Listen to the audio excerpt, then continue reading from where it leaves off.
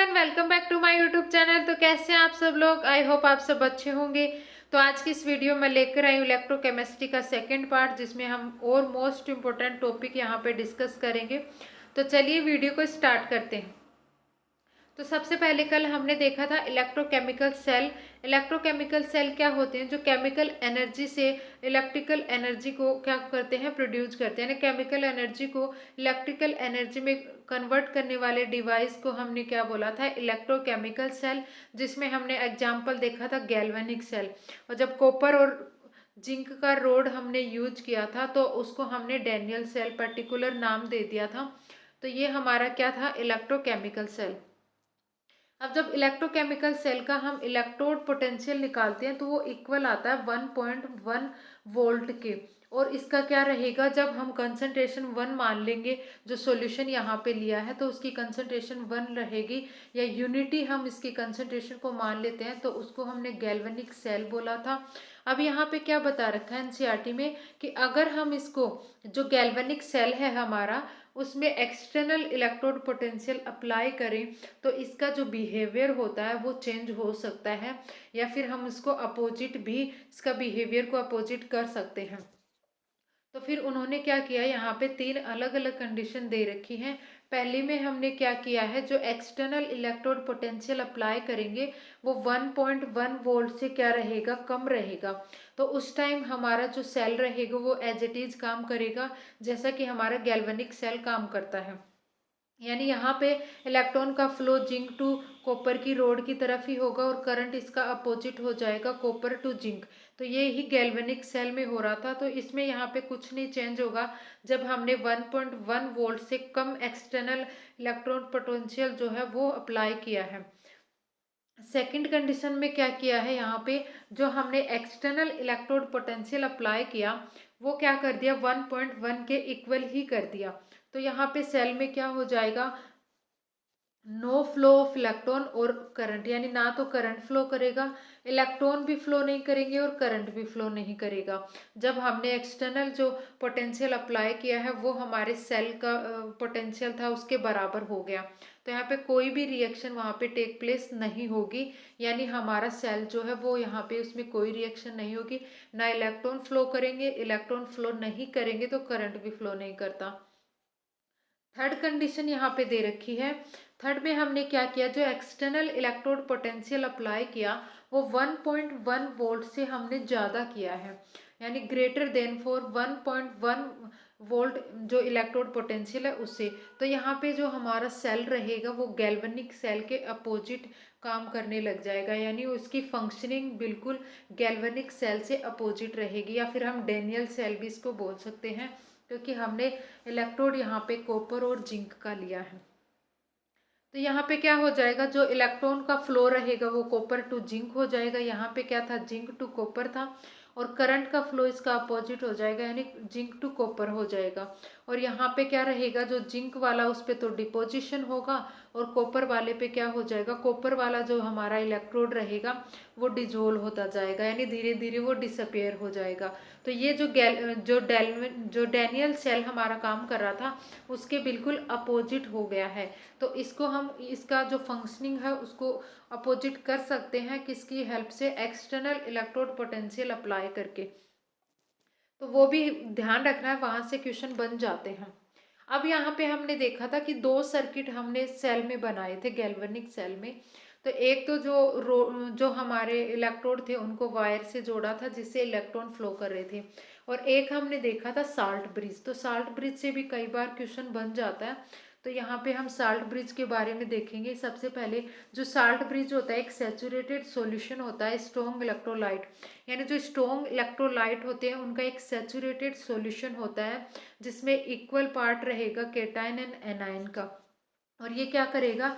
Transfer करेगा cation और anion, जो हमने सॉल्यूशन लिए थे दोनों, वहाँ पे जिस साइड भी एनायन या कैटायन की अगर कमी हुई है, ताकि हमारा जो सेल है वो लॉन्ग टाइम चले, उसमें जो केमिकल रिएक्शन होती है वो कंटिन्यू चलती रहे। क्योंकि अगर वहाँ पे आयंस एक तरफ ज़्यादा या एक तरफ कम हो जाते हैं तो फिर वो रिएक्शन कुछ टाइम के बाद में रुक जाती है और हमारा सेल जो होता है वो ख़राब हो जाता है, वो यूजलेस हो जाता है। इसीलिए वहाँ पे एक साल्ट ब्रिज लगाया जाता है। जिस साल्ट ब्रिज क्या करेगा, वहाँ पे एक सैचुरेटेड सॉल्यूशन होता है उसके अंदर इलेक्ट्रोलाइट का, तो जिस तरफ अगर कैटायन कम है तो उस तरफ कैटायन को ट्रांसपोर्ट करेगा, और एनायन कम है तो उस तरफ एनायन को भेज देता है। तो इस तरह से जो साल्ट ब्रिज होता है वो क्या करता है, यहाँ पे जो आयंस होते हैं उनको मेंटेन करने का काम करता है। अब यहाँ पे हम देखेंगे कि जो साल्ट ब्रिज होता है उसमें सॉल्यूशन किस किस का हो सकता है।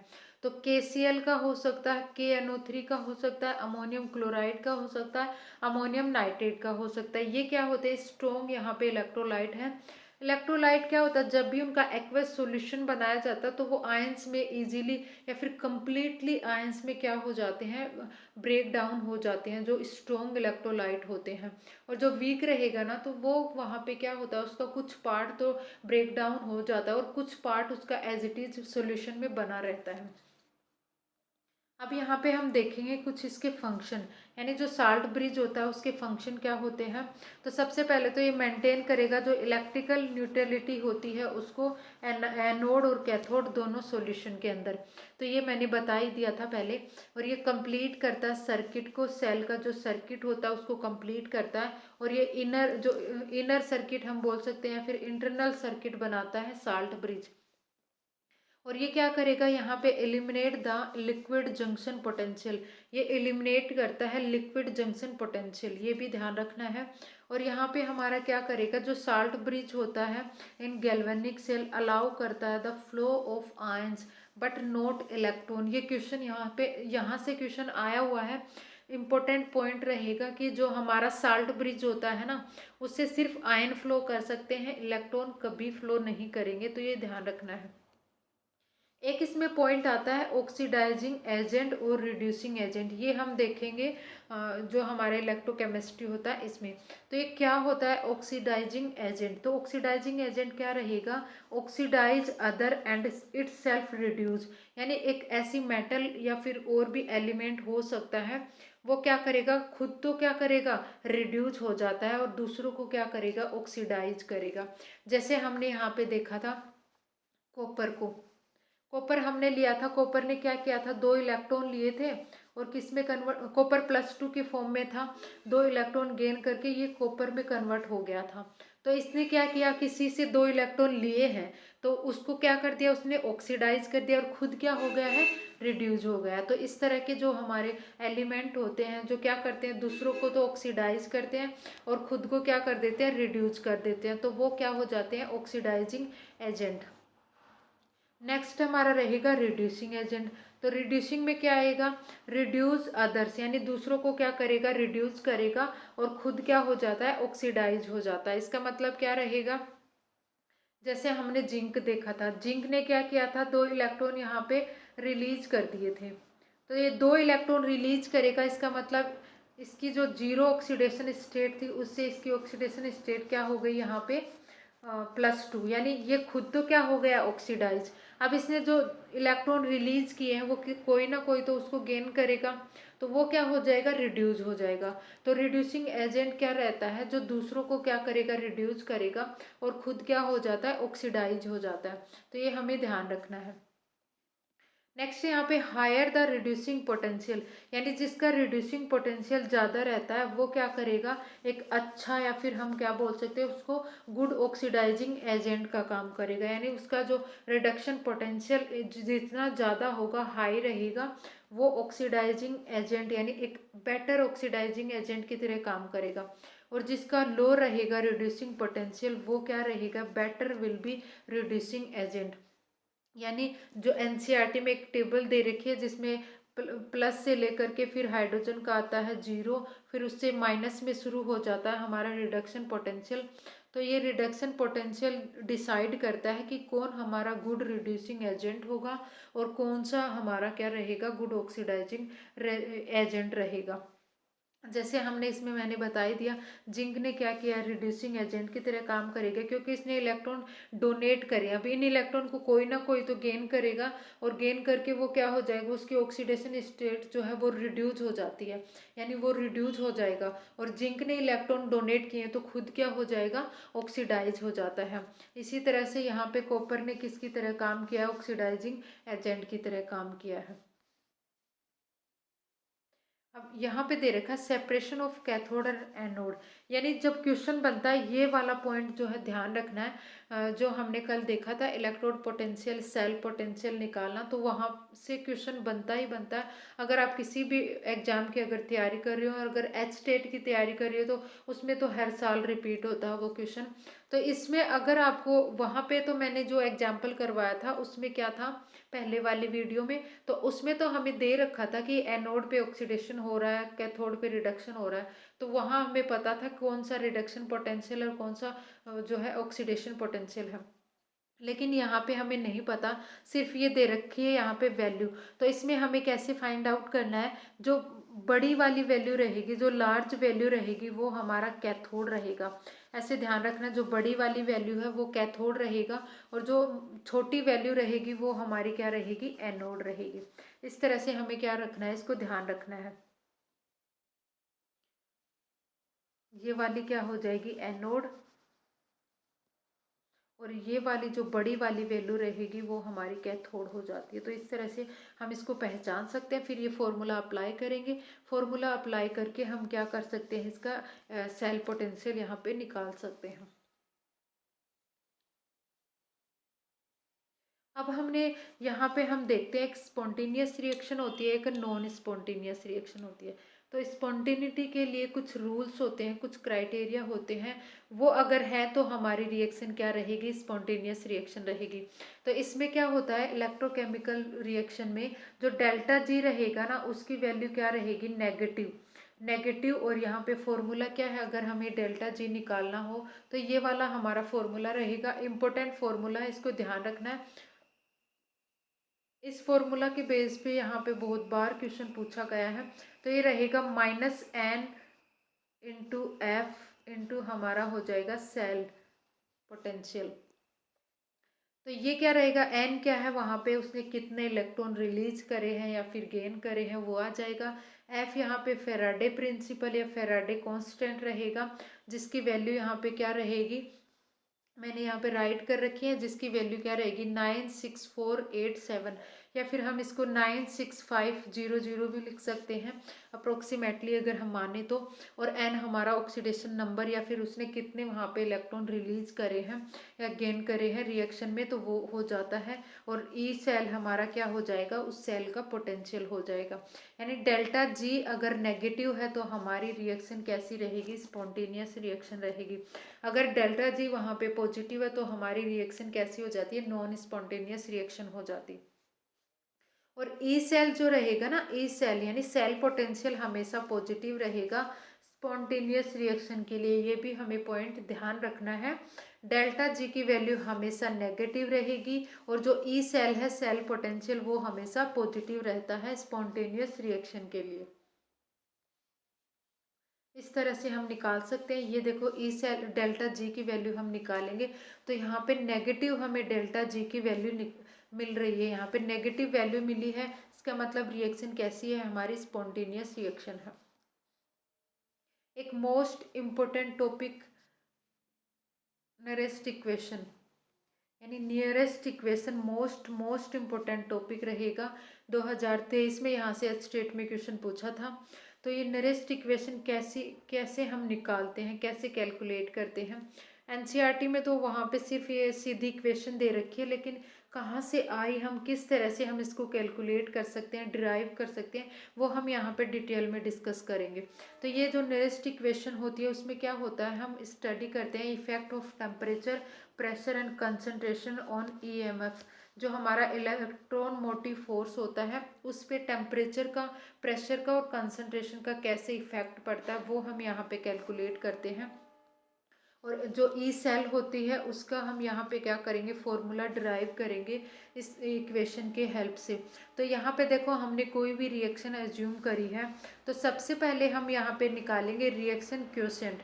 यानी एक रिएक्शन क्वोशिएंट होता है, क्यू से हम इसको रिप्रेजेंट करते हैं। और इसको राइट कैसे करते हैं, फॉर्मूला क्या रहेगा इसका, कंसनट्रेशन ऑफ प्रोडक्ट अपॉन में कंसनट्रेशन ऑफ रिएक्टेंट। ये जब इक्वेशन लिखेंगे तो उसमें ये राइट किया जाएगा, इसलिए सबसे पहले ये कहाँ से आता है, जो रिएक्शन क्वोशिएंट होता है वो कहाँ से निकल कर के आता है, तो वो हम सबसे पहले देखेंगे। तो किसी भी रिएक्शन के लिए हम जो रिएक्शन क्वोशिएंट होता है कैसे निकालते हैं, कंसंट्रेशन ऑफ प्रोडक्ट अपॉन में कंसंट्रेशन ऑफ रिएक्टेंट, तो ये हमारा क्यू की वैल्यू हो जाती है। अब हम यहाँ पे क्या करेंगे, from the law of chemical equilibrium, यानी जो केमिकल इक्विलिब्रियम होता है उसमें डेल्टा जी जो होता है वो किसके इक्वल रहेगा, डेल्टा जी नोट, यानी स्टैंडर्ड डेल्टा जी हो जाएगा, गिब्स फ्री एनर्जी हो जाएगी हमारी प्लस में R T L N Q. ये क्यू कौन सा है, जो हमने रिएक्शन क्वोशिएंट यहाँ पे निकाला है वो यहाँ पे होता है हमारा एल एन क्यू। अब जो डेल्टा जी होता है उसकी वैल्यू हमें अभी हमने देखी थी, क्या थी, minus N F E cell, क्या रहेगी, minus N F E cell. अगर हम स्टैंडर्ड लेते हैं तो इसको हम ई नोट से प्रेजेंट करेंगे, अगर हमने यहाँ पे स्टैंडर्ड लिया है। तो अब हम क्या करेंगे, डेल्टा जी की इस इक्वेशन में वैल्यू रख देंगे, डेल्टा जी की दोनों जगह। तो ये हमने वैल्यू पुट कर दी डेल्टा जी की, फिर हम क्या करते हैं, डिवाइड कर देते हैं इस पूरी इक्वेशन को एन एफ से, माइनस एन एफ से इसको डिवाइड करेंगे तो ये यहाँ पे हमारे पास निकलती है। देखो यहाँ से एन एफ से एन एफ कैंसिल हो जाएगा, एन एफ से ये एन एफ कैंसिल हो जाएगा, लेकिन यहाँ पे ये एज इट इज रहेगा क्योंकि ये यहाँ से नहीं कटेगा। तो ये वाला फॉर्मूला हमारे पास आता है E cell equal E cell naught, यानी जो स्टैंडर्ड इलेक्ट्रोड पोटेंशियल हमने निकाला था वो, प्लस में आर टी अपॉन में माइनस के N F L N Q. ये हमारी क्या निकल कर के आती है, नरेस्ट इक्वेशन। इसमें हम Q की वैल्यू रख देंगे। अब यहाँ पे देखो माइनस में आएगा क्योंकि ये नीचे जो माइनस है वो माइनस प्लस क्या हो जाएगा, माइनस हो जाएगा। तो ये वाली हमारी इक्वेशन यहाँ पे आती है। अब हम क्या करेंगे, Q की वैल्यू हमारे पास थी तो हमने क्या रख दी, यहाँ पे Q की वैल्यू रख दी, तो ये हमारी इक्वेशन निकल कर के आती है। मोस्ट इंपॉर्टेंट रिएक्शन है, मोस्ट इंपॉर्टेंट इक्वेशन है सॉरी, तो इसको ध्यान रखना है। अब हम इसको अलग अलग कंडीशन पे अलग अलग तरह से राइट कर सकते हैं। एक हम इसको एलन को जो नेचुरल लोगरिथम है उसको लोग में कन्वर्ट करेंगे, तो लोग में कन्वर्ट करते हैं तो ये वैल्यू हमारी लिखी जाती है। तो हम इसको लोग में लिखेंगे तो इस तरह से लिखेंगे, ई सेल इक्वल रहेगा E cell naught minus 2.303 R T upon में N F log concentration of product upon में कंसंट्रेशन ऑफ रिएक्टेंट। तो यहाँ पे देखो जो आर रहेगा वो गैस कांस्टेंट है हमारा, जिसकी वैल्यू क्या रहेगी 8.314। ये वैल्यू ध्यान रखना है, यहाँ पे न्यूमेरिकल पूछे जाते हैं इससे। और एफ क्या हमारा फेराडे कांस्टेंट है, जिसकी वैल्यू हमने पीछे भी देखी थी। टी हमारा क्या रहेगा, टेम्परेचर, जिसको हमेशा हम मेजर करेंगे केल्विन में। तो अगर हम इसको स्टैंडर्ड टेम्परेचर पे इस इक्वेशन में ये वाली जो वैल्यू है इनकी वैल्यू रख के, जो हमारा फेराडे कांस्टेंट है आर की वैल्यू, टेम्परेचर की वैल्यू रख कर के अगर हम कैलकुलेट करते हैं, इसको और सिंपलेस्ट फॉर्म में कन्वर्ट करते हैं, तो ये वाली वैल्यू हमारे पास आती है 0.0591 वोल्ट। तो हम यहाँ पे इस पूरे की जगह क्या रख देंगे, ये वैल्यू रख देंगे, तो हमारी इक्वेशन और शॉर्ट हो जाएगी यहाँ पे। और लोग कंसंट्रेशन ऑफ प्रोडक्ट अपॉन में रिएक्टेंट होती है, लेकिन देखो हमने यहाँ पे साइन चेंज कर दिया है। यहाँ पे पहले माइनस था, माइनस को अगर साइन चेंज करेंगे तो ये वाला हमारा क्या हो जाएगा, ये अपोजिट हो जाता है, यानी प्रोडक्ट की जगह क्या आ जाएगा, कंसंट्रेशन आ जाएगी रिएक्टेंट की, और रिएक्टेंट की जगह हमने क्या लिख दिया है यहाँ पे, प्रोडक्ट की कंसंट्रेशन। तो ये वाला कंफ्यूज करता है पेपर में, जब भी हम इस साइन को चेंज करेंगे तो ये वाली जो हमारी इक्वेशन होती है, यानी ये जो क्वोशिएंट की वैल्यू होती है वो भी अपोजिट हो जाएगी। ये हमें ध्यान रखना है, यही आया था उस पेपर में, और इसकी प्लस माइनस की वजह से ये क्वेश्चन जो बहुत सारे बच्चों का गलत भी हुआ था, तो ये ध्यान रखना है। अगर हम साइन बदलेंगे तो रिएक्टेंट और प्रोडक्ट की कंसंट्रेशन भी चेंज होगी। अब यहाँ पे मैंने एक एग्जांपल लिया है कि किस तरह से हम राइट कर सकते हैं किसी भी रिएक्शन के लिए ये इक्वेशन में इसकी वैल्यू। तो देखो इस तरह से हमने ये इक्वेशन ली है, ये रिएक्शन ली है सॉरी, तो इस रिएक्शन के लिए हम कैसे लिखेंगे, E cell equal E cell naught minus R T upon में एन एफ आ जाएगा, एल एन ये कंसंट्रेशन ऑफ प्रोडक्ट अपॉन में कंसंट्रेशन ऑफ रिएक्टेंट। अब यहाँ पे हम क्या करते हैं, इसमें सॉलिड की जो कंसंट्रेशन होती है उसको क्या मान लेते हैं, 1 मान लेते हैं, या फिर इसको जो है कंसीडर कम नहीं किया जाता, जो सॉलिड की होती है उसको कंसीडर नहीं किया जाता। तो लास्ट में हम क्या लिखेंगे यहाँ पे, कंसंट्रेशन ऑफ जिंक अपॉन में concentration of copper +2। Zinc +2 copper +2, यानी ये क्या है, हमारे लिक्विड फॉर्म में है, ये सॉलिड फॉर्म में नहीं है। तो इस तरह से हम इसकी जो है इक्वेशन राइट कर सकते हैं। इसी तरह से क्वेश्चन पूछा जाएगा, कोई आपको इक्वेशन मिलेगी और उसको किस तरह से हम इस रिएक्शन में अप्लाई कर सकते हैं, राइट कर सकते हैं, तो वहाँ पे प्लस माइनस का हमें ध्यान रखना है। यही कंफ्यूज करने वाला इसमें पॉइंट होता है जो 2023 में पूछा गया था। तो ये थी हमारी सिंपल सी नरेस्ट इक्वेशन जो हमें ध्यान रखने इम्पोर्टेंट है, यहाँ से क्वेश्चन पूछा जाता है। तो आज की वीडियो में इतना ही, मिलते हैं नेक्स्ट वीडियो में। आई होप आपको वीडियो पसंद आई होगी। अगर वीडियो पसंद आई तो वीडियो को लाइक शेयर सब्सक्राइब जरूर करें। Thanks for watching my video.